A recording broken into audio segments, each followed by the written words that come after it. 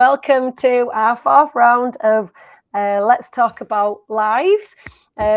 Previously, we've had a chat about awakening through denial, the illusion of function. I think a couple of weeks ago, we spoke about being the daughter who holds it all.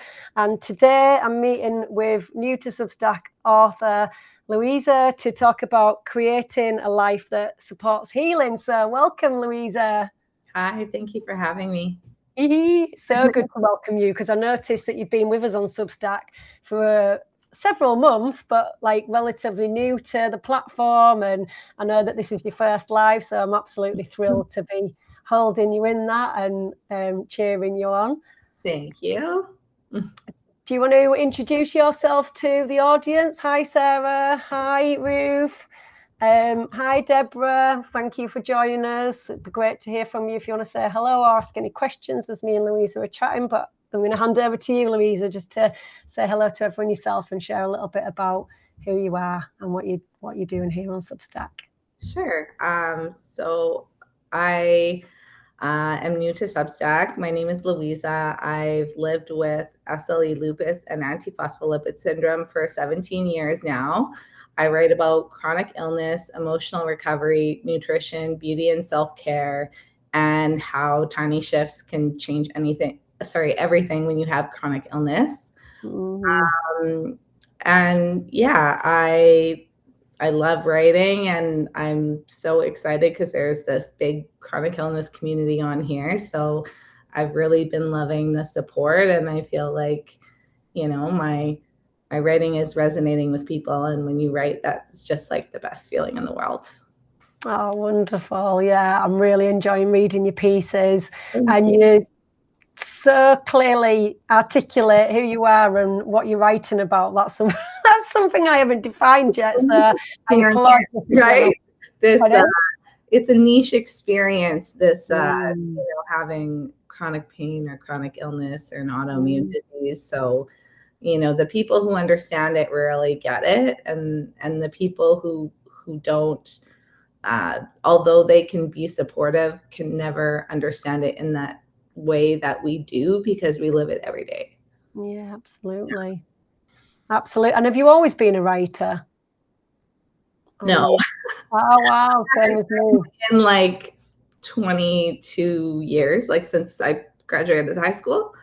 So, but I found Substack, and I found in the times in my life where I've been able to be consistent, because that's like one of my hardest things, especially I think it's part of my personality, but also part of having a chronic illness and not having that stable energy. It's hard to be consistent, or at least it has been for me in many areas of my life.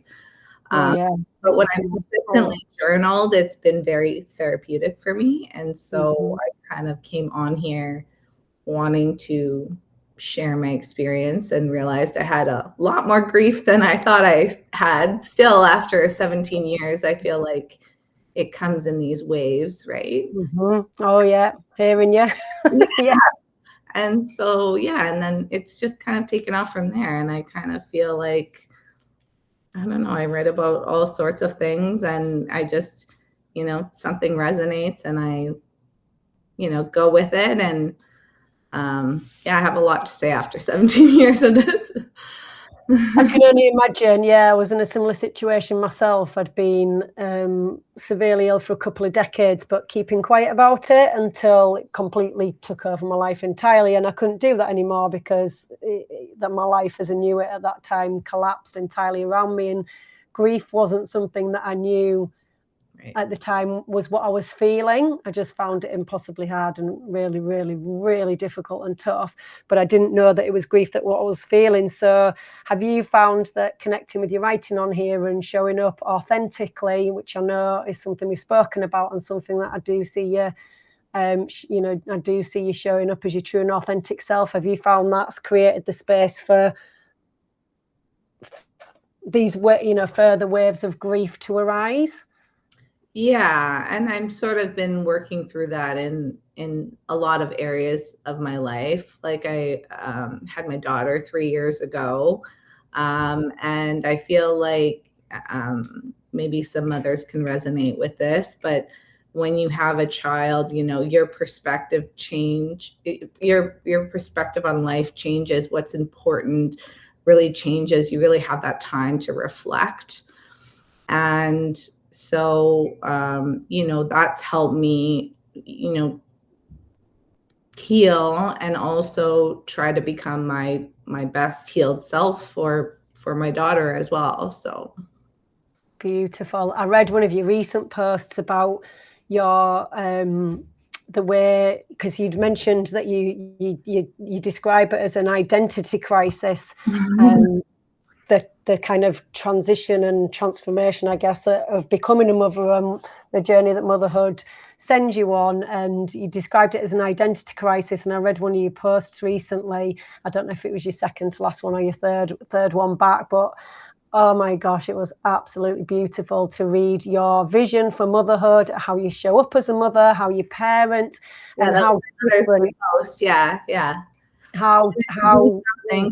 Yeah, I wanted to like start talking a little bit about motherhood as well, because I just feel like if I'm being authentic, then that's where I'm at in my life. And, you know, some people with chronic illness might not have that or might not be able to, but I'm sharing, you know, my journey, and hopefully one day I'll be able to share, you know,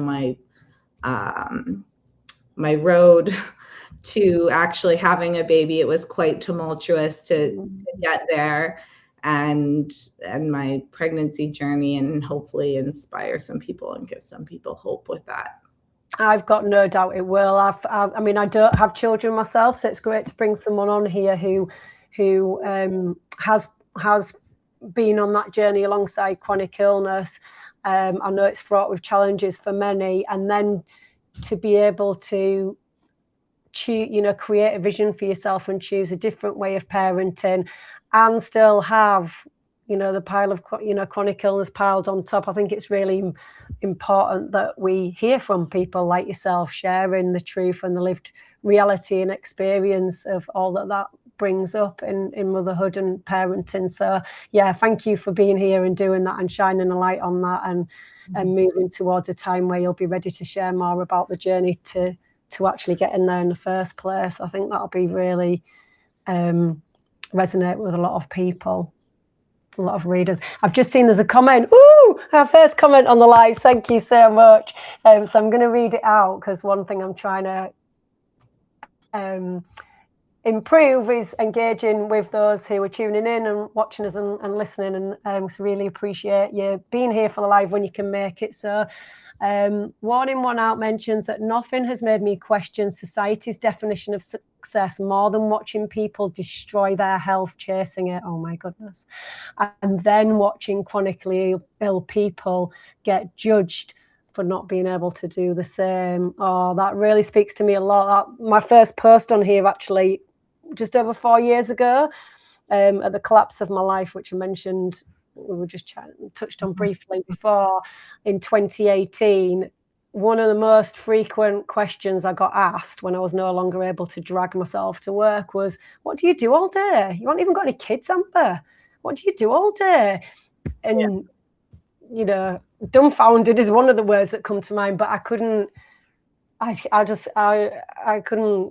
respond to that. I couldn't articulate in words what had happened and how it really was for me. You know, this impression that we have of people sat on their ass watching Jeremy Kyle, and people actually believe that. They actually believe that all you could possibly hope and want to do is sit down and watch TV all day.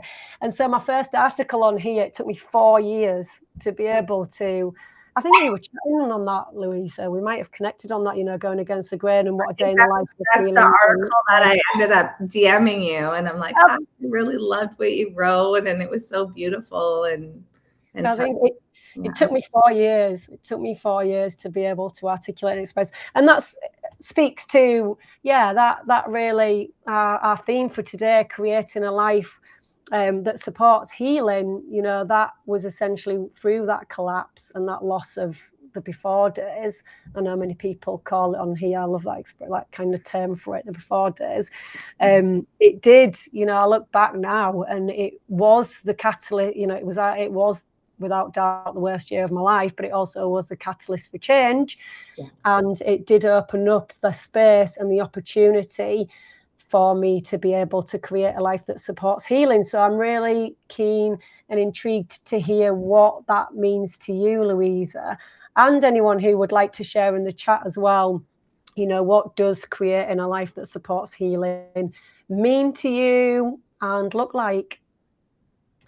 Yeah, so I guess for me, it's a lot about opening up and having acceptance first, I think.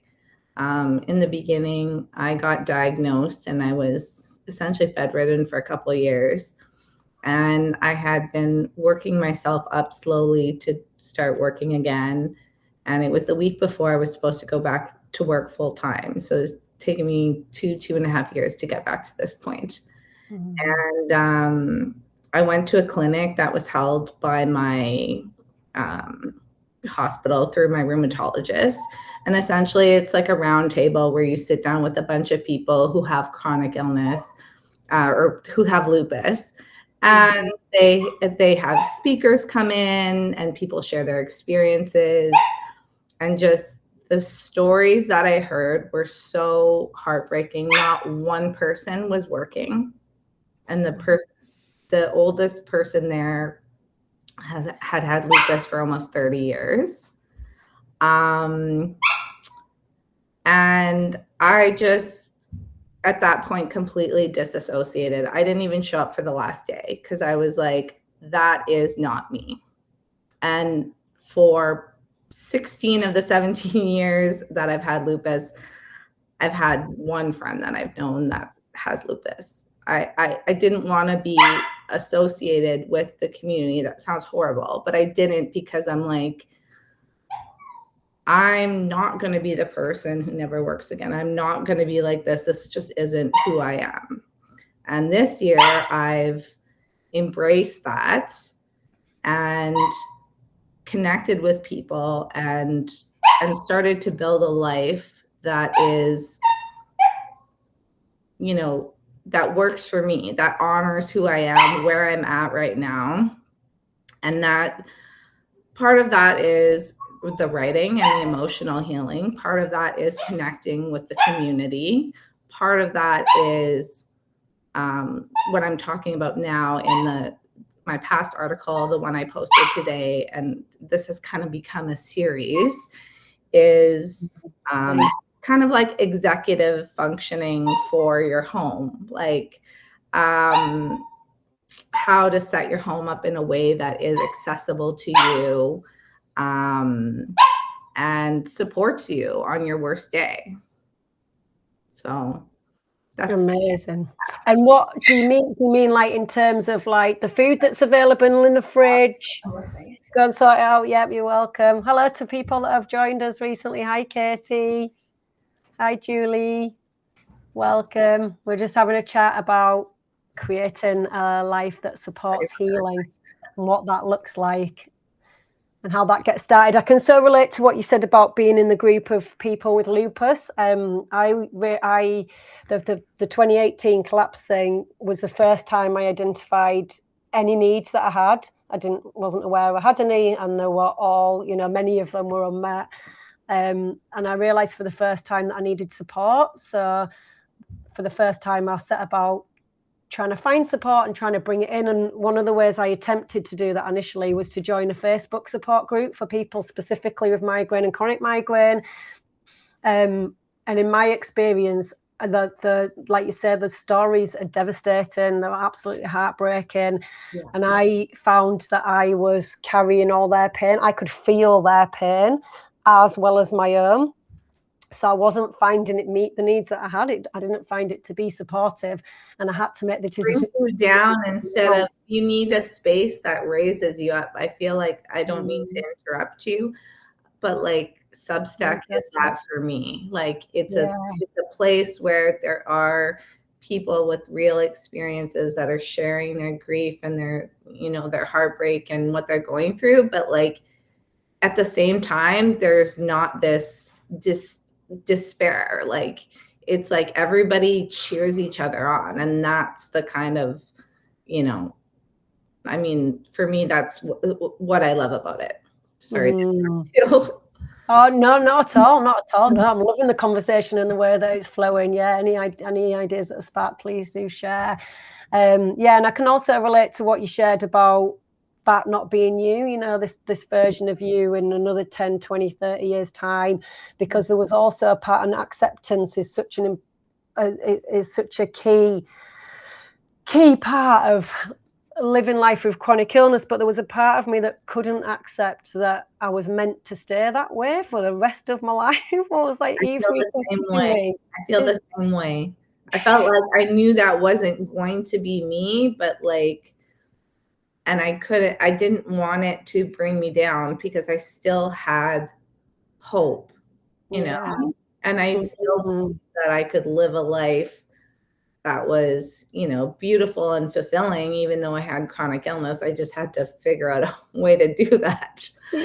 Yeah. And I was accepting that I was disabled by illness. I wasn't bypassing where I was at or dressing it up or making it look pretty, certainly not in the way that I had done for the previous couple of decades. I was very accepting of my disabled state. The neurologist told me it was one of the world's most disabling diseases. And I was like, I did not know that, but that is exactly how I feel. So that helped me connect with, gosh, that is how I feel. That is how my life is. That's how limited it's become. This is like this all day, every day.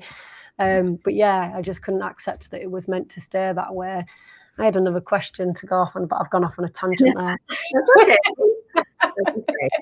I had chronic migraines for like 3 years, almost every day. And when I got pregnant, they disappeared. Wow. I've only had one since in the past 30 years. So, gosh, I've heard that when there's a big transition hormonally, whether it's menopause, pregnancy. Oh, wow. Gosh. And how, so the healing is a way of life or journey or however you describe it. How long has that been a part of you and the way that you've approached your health? I mean, I think that from when I got pregnant, the short version is that for 6 years with another partner, I'd been trying to conceive with no avail. I had done IVF, 2 attempts at egg retrieval, 1 egg, 1 implantation, miscarriage at 9.5 weeks. Left that partner, thought, this is not for me. I cannot go through this again. It was heartbreaking. It was, the hormones make you crazy. It was awful. And I was like, and I don't even know what I want anymore. I had left that relationship.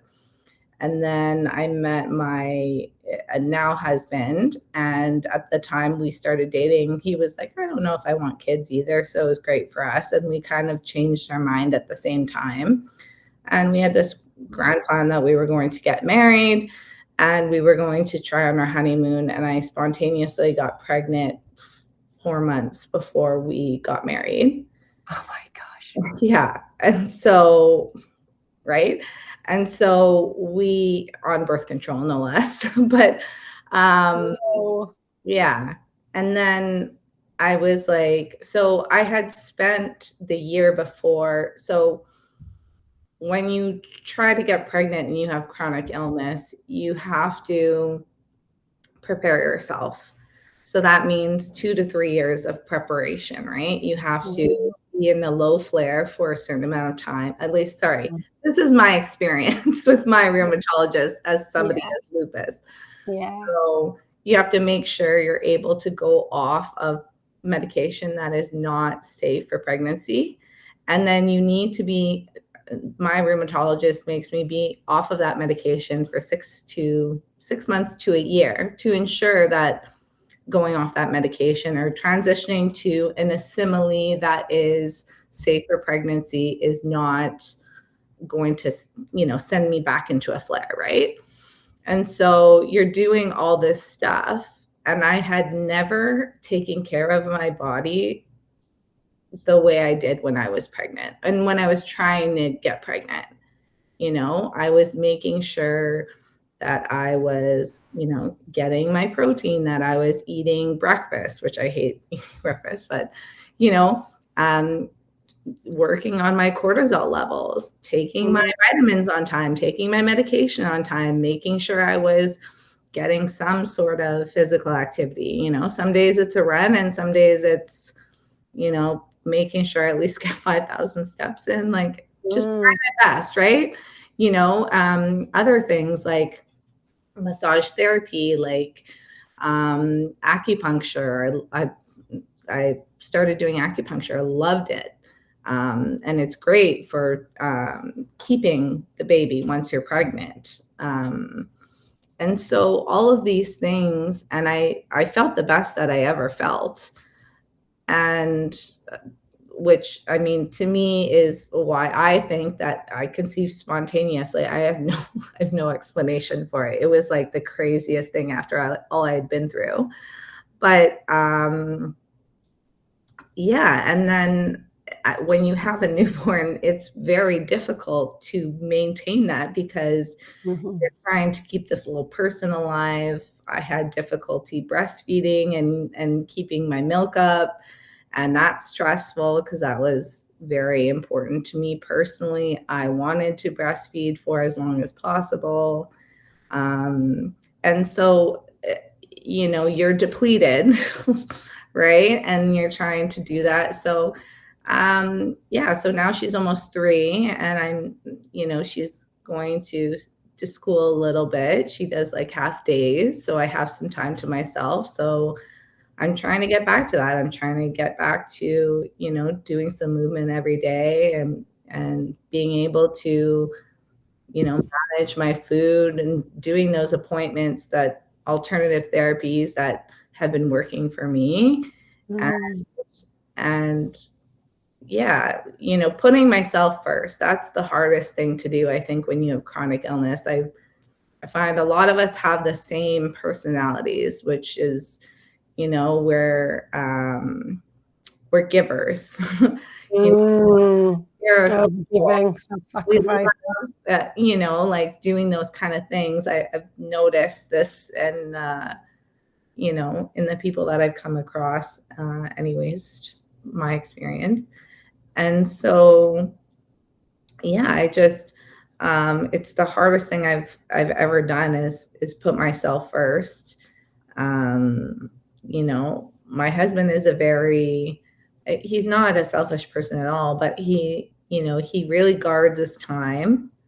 And, I'm the kind of person, or used to be the kind of person, that if someone called me and they needed something or they wanted to go for coffee, I would just drop everything and make myself available. And now, I'm trying to think about, and this is just, one small thing, but like, how, is that going to serve me? Like, what is that coffee going to cost me? What, like, right. So, you're trying to make these decisions now where you're putting yourself at the top of the list. So, preconception and being pregnant, that was very easy to do. And I'm trying to continue that. And I'm trying to carry that on in my life in my 40s. And yeah. Amazing. I love what you said, because you've taken a holistic approach, haven't you? Like a holistic approach with the medical field, the alternative therapies, but also in how you take care of yourself and your own practices, as well as bringing in boundaries. But I really like how you speak to prioritizing yourself and putting yourself at the top of the pile and bringing yourself in the picture and your needs, because that is really difficult when living with chronic illness. And then there's the extra added layer when you're a mother as well, in a world where we have been conditioned to overgive, self-sacrifice, people please. And I've come to see these all as adaptations that we've learned from a young age. Yes. To help us survive and get on in the world, and belong and fit in. And I know these learned kind of patterns and adaptations are really kind of praised and rewarded and, you know, recognized and encouraged in society, whereas continuing the path of adapting for our survival. And then I believe that we are able to not only survive, but also thrive. And I believe that of those of us living with chronic illness as well, and that we're on the journey to that. And I just find it's a continual process of adaptation rather than staying with the set that we've learned in childhood, in our families, in schools.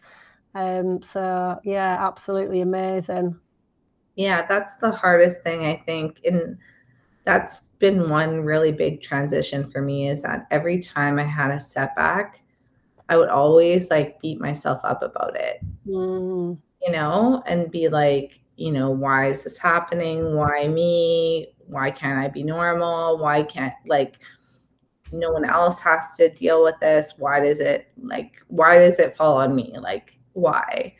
And, you know, this year I've realized that it's not about never flaring again or never having a setback, because that is inevitable. It's part of acceptance.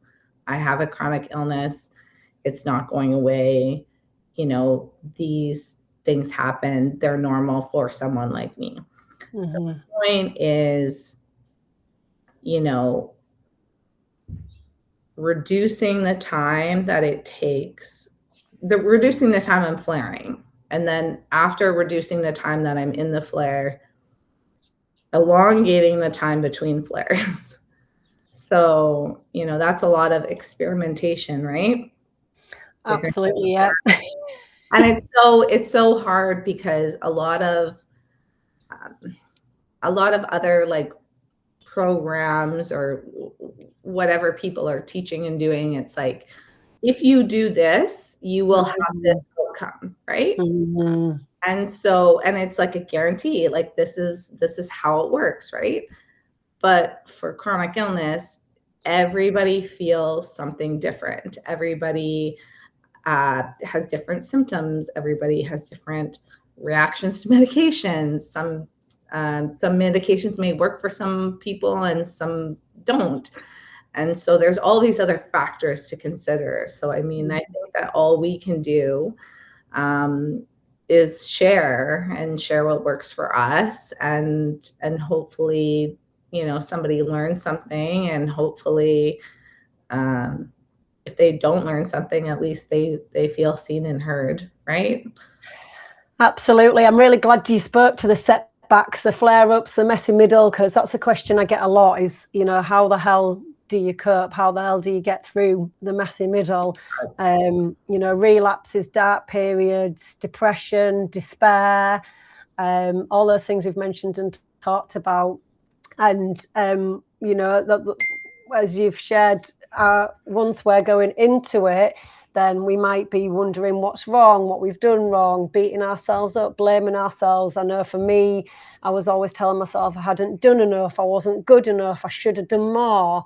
And that was at times of the month where I was severely ill. So how the hell I thought or believed that I could do anything any differently or any more than I could, I don't know. But that's the pattern I was in.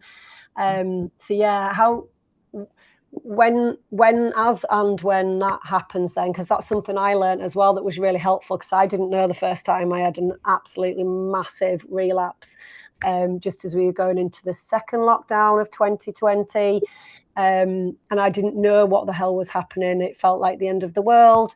And then I learned the year after in my migraine research that relapse, setbacks, flare-ups, they're all part of the journey, and that really then helped for the future ones that came, because I was able to affirm at the onset, this is a relapse. And the first one had been so big, I then started saying, and a small one at that, which really helped. And yeah, what are kind of your ways of supporting yourself and your go-to practices as and when when a setback kind of arises and lands itself upon you? Yeah, so I'm writing about this now, but Brilliant. one thing that I'm doing is like I have a I have a basket, like a flare basket that I essentially can there's a basket and then there's like a rolling cart. So I have go-to items I can take with me wherever I am, whether I'm at the couch, whether I'm, in my room, whatever, and everything is on hand. So that helps me with any decision fatigue. I don't have to make decisions, and also moving when I'm flaring. So having everything literally at my fingertips, what I need. Like, I have some protein bars, I have electrolytes, I have water, I have, a tea. I get my husband to get those things and just have it with me. I have a charging cord, I have a cozy blanket, and those things I can keep on hand. One thing recently for me is that, being on in the Substack community and listening to people's stories and learning that, other people are going through the same thing, feeling the same way, positive and uplifting, and sort of marking off my calendar, definitely, and just not making any future commitments. Like if I know that something is coming, or if I make a plan, I feel like I'm setting myself up for failure. I look at that date on the calendar and I have anxiety. What am I doing? Am I going to make it? How am I going to make it? Try to prepare. Maybe if I do this day, then I'll feel better. And it's just so unpredictable with a flare. Like, you don't know what's working. You don't know what is. One day can be completely different from the other, even if you're doing the exact same thing on 2 days, right? So I find that I just say, I'm not well, I'm flaring. I could even have a text in my phone that it's a pre-done note that I can just cut and paste. If somebody's messaging me when I'm flaring, it just says, today is a flare day, I'm not well, if you'd like to check in on me, message me later in the day. Beautiful. And the other thing is just like accepting help. Like, it's so hard to accept help because we're givers, right? It's like, but we would do it for somebody else, right? So and people love to help. Yeah, saying yes, like oh, you're flaring, like, what can I do? Like, can I do anything? Yeah, you could, I need a few things from the grocery store, or just check in on me later. That would be great. Like, just to know someone cares. Like, just these little things really make a huge difference. Massive. Yeah. Thank you so much for sharing those. Really valuable tips. And I can't wait to read your post on that as well. One of the practices I had, which I might share that now, because just as we're kind of bringing this to a close, because sometimes the flares are so severe. It was you mentioned of kind of movement and bringing movement in, and I've come to see movement personally as being able to include breathing, movement in the body at times where it's so severe. We might not be able to stand long enough to chop vegetables in the kitchen. We might not be able to go for a walk, never mind do any exercise classes or anything like that. And I know for me in 2018, any form of exercise was trigger an attack.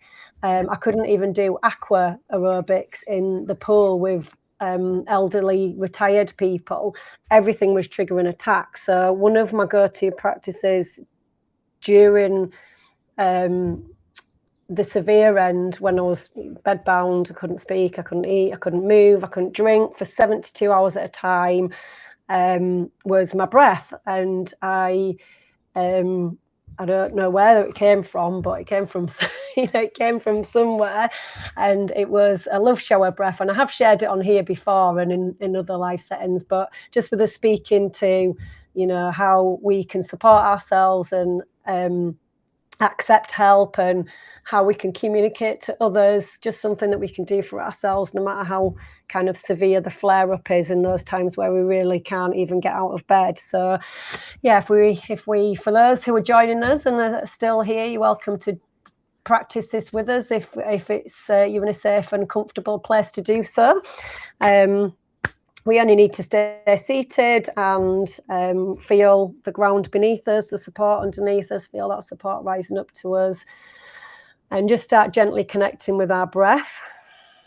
So not having to change it or fix it or do anything right. Or for me, I couldn't bring in any of this box breathing in and this counting, because I just didn't like counting. And I know I'm not the only one with that. So let's start by meeting our breath where it is, just gently breathing in and gently breathing out.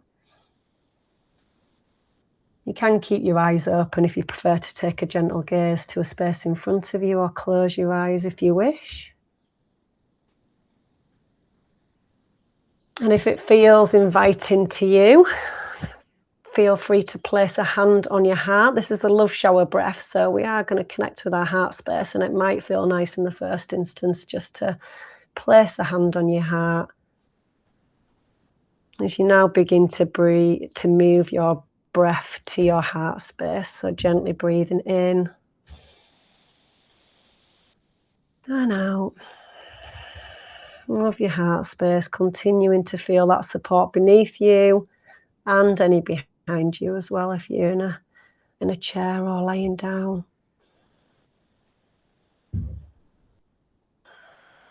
And as you breathe in, begin to breathe in love. So setting the intention for breathing in love on each inhale. You might notice your breaths just becoming a little bit more open, a little bit longer, a little bit deeper as you do. And at the same time, you might not, so always come back to the floor and the support underneath you and behind you at any time. But continuing to breathe in love if it feels good to you. And then on each exhale, so breathing in love on the inhale. And on each exhale, breathing out love, visualizing a showering energy as though that love is showering you from head to toe. So breathing in love on each breath in. Breathing out love, showering the energy all over your body from head to toe on each exhale. Breathing in love. Breathing out love with a visual image of a shower, showering all the way down your body, down to the ground. Breathing in love. Showering out the energy of love on each exhale from your head to your toes. Repeating that breath a few more times, breathing in love. Breathing out love on each exhale. And then when you're ready, returning to your breath as normal, the way in which your body wants to breathe, as you use your breath to come back to your body. Feeling that seat beneath you once more and any support behind you.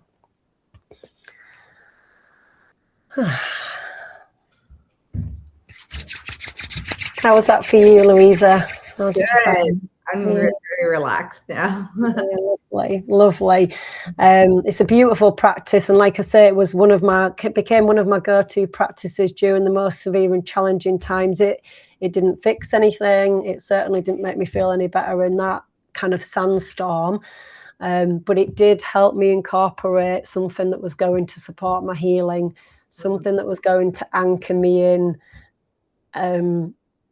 into, even when, you feel tossed out at sea and the storms are relentless. The storms, of course, are still there. You still do. There's no may about it. You still do feel tossed out at sea, but it's a bit like an anchor on a boat, and it would just help me anchor in. Yeah. Like I say, for me, it was about the movement. I may not have many takers outside the chronic illness world, but movement is key, and we have to meet. That was a practice of mine anyway, was to be always meeting myself where I was at, doing what I could when I could. And in those moments, getting up and out of bed just wasn't a possibility, but moving my diaphragm, breathing into my heart space and moving that part of my body was. So, yeah, I hope you enjoyed that, those who are tuning in and listening. But Jennifer's put, nice to catch the end of your breath offering. Oh, beautiful. You rocked up at a great time. Great. Wonderful. Awesome. Yeah, lovely. So thank you very much for joining us today, Louisa. Thank you for having me. I just love everything we've talked about. Some fantastic topics, discussions, takeaways there. So yeah, thank you very much. And congratulations on your first live. Yay. Yay, you've done it. Thank you, Louisa, and thank you everyone for joining us. Bye. Bye.